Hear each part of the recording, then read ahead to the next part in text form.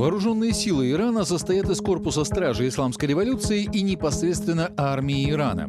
Всего в вооруженных силах служат более полумиллиона человек. Однако у Ирана есть большое влияние на другие вооруженные группировки в регионе, в частности, в Ираке, Ливане, Сирии, Афганистане и Йемене.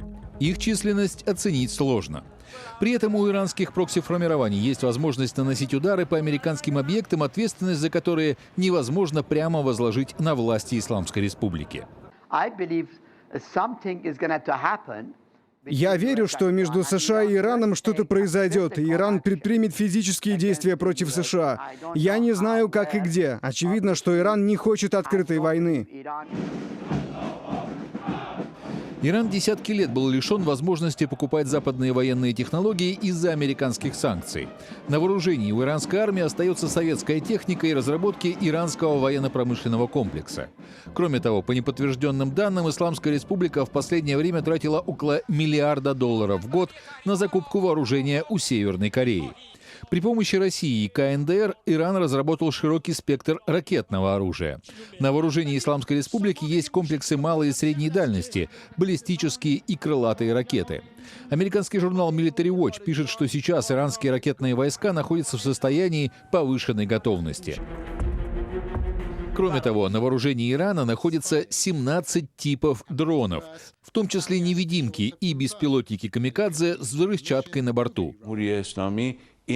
Иран оставляет за собой право отвечать в любое время и любым способом, и ответит.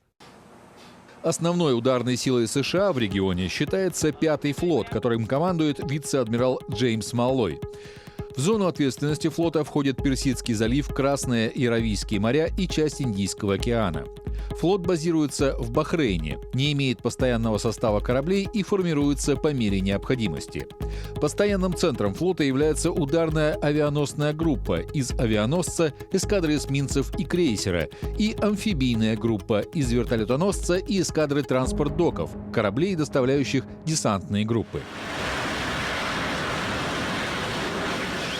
В Персидском заливе находятся все базы военно-морского флота корпуса стражи Исламской революции.